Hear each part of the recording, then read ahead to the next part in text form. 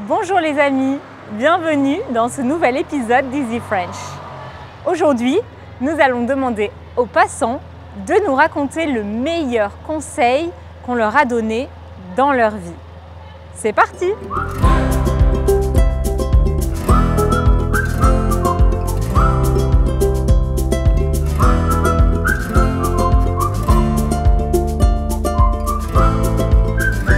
Quel est le meilleur conseil ou un des meilleurs conseils qu'on vous a donné sur votre vie peut-être ou votre travail, n'importe quoi?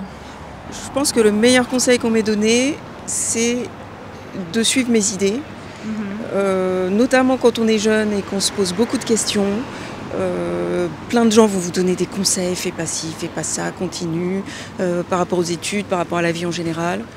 Mon conseil, c'est de suivre ses intuitions et de faire, bien sûr sans nuire à autrui, évidemment, ça va de soi, mais de suivre ses intuitions et de, si on a des rêves, des ambitions, d'essayer de les suivre même quand c'est difficile. Donc finalement, le conseil, c'est de ne pas toujours suivre les conseils. Tout à fait, c'est bien résumé, c'est tout. J'avais pas pensé, mais c'est exactement ça, voilà. Tout est dit, c'est ça. Je pense que c'est toujours croire en soi. Avoir confiance en soi, en ses décisions, et puis voilà, tout simplement.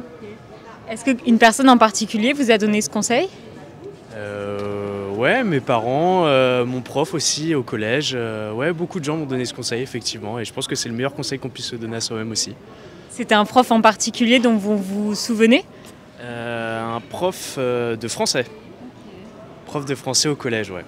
J'étais en 6e et voilà, je venais de rentrer au collège et il m'a dit « fais-toi confiance, tout va bien se passer ». De profiter de l'instant présent. Voilà, de ne pas penser à demain et de profiter de l'instant présent.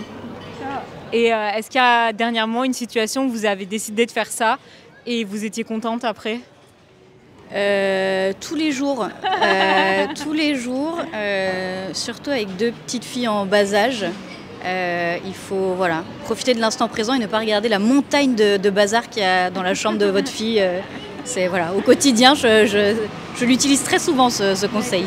Je pense qu'il ne faut pas avoir peur de faire des erreurs et vraiment valoriser le fait que faire des erreurs, ça veut dire qu'on a essayé des choses et qu'on essaye de s'améliorer ou de projeter quelque chose ou en tout cas de tenter des choses. Et du coup, il ne faut vraiment pas avoir peur de l'échec. Il faut juste oser en fait de manière générale. Je pense que c'est ça le meilleur conseil au global. Ça s'applique un peu à tous les domaines dans la vie. C'est par rapport, du coup je vais chercher un CDI là, après à la fin de mes études et on m'a dit justement de ne pas avoir peur à postuler. Enfin, même s'il y a une liste de compétences sur la fiche d'emploi, c'est pas parce qu'on coche pas toutes les cases qu'il faut pas essayer. Et donc du coup c'est les conseils que je vais prendre après du coup pour la suite. Okay. D'essayer et de s'ouvrir aux autres. Je pense que c'est le meilleur conseil qu'on puisse avoir. C'est de pas avoir peur et d'y aller. Ok.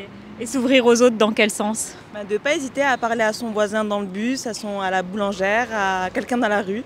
Je pense que c'est ce qui permet vraiment de s'ouvrir et d'apprendre et de s'imprégner aussi de la culture. Okay.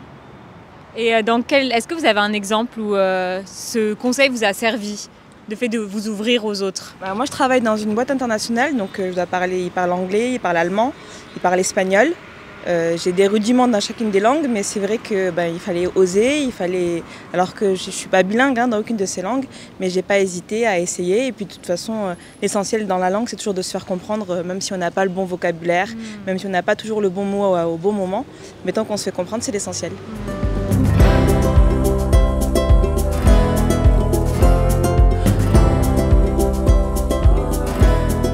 Franchement, un des meilleurs conseils que j'ai reçus pour apprendre une langue, c'est que certes, c'est génial de regarder des vidéos, ça permet de s'immerger dans quelque chose de très authentique, mais c'est que la moitié du travail. L'autre moitié, c'est de transformer cet apprentissage passif en apprentissage actif, et notamment en revoyant le vocabulaire ou en testant ce qu'on a compris. Et ça tombe bien, parce qu'on t'a préparé des exercices pour cette vidéo. Et c'est possible de tester ça gratuitement pendant 7 jours. Il suffit d'aller sur le lien easy-french.org/membership. Vas-y maintenant pendant que c'est frais dans ta tête.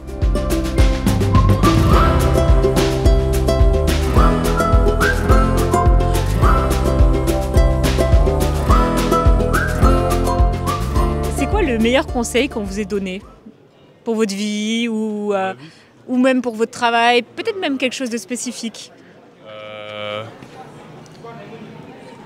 Toujours être ouvert d'esprit et ne jamais être trop sûr de savoir forcément la vérité ou remettre les choses en question, quoi.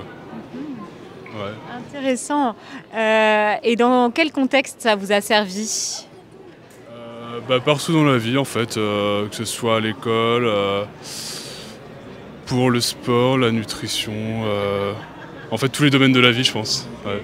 Est-ce que vous avez un exemple où ça a marché pour vous, de tenter quelque chose en essayant justement de dépasser cette peur de faire une erreur? Ouais, carrément. Moi je suis un artiste, je travaille dans le cinéma d'animation et j'avais un peu peur pendant longtemps de poster sur les réseaux sociaux. Et à un moment donné, je sais pas, je me suis juste dit je vais commencer à le faire de manière un peu plus régulière et puis juste essayer de créer pour moi sans attente particulière. Et du coup, j'ai un post qui a fait 400K likes au bout de 3 mois, je crois. Et je m'y attendais pas du tout. Et j'ai pris 30 000 abonnés, je crois, en 2 mois. Du coup, faut juste le faire et pas trop se poser de questions en fait. Un peu décorréler les résultats des efforts. Si on arrive à faire quelque chose qui est un peu aligné avec ce qu'on a envie de faire profondément, je pense que ça finit toujours par marcher et par toucher les autres aussi.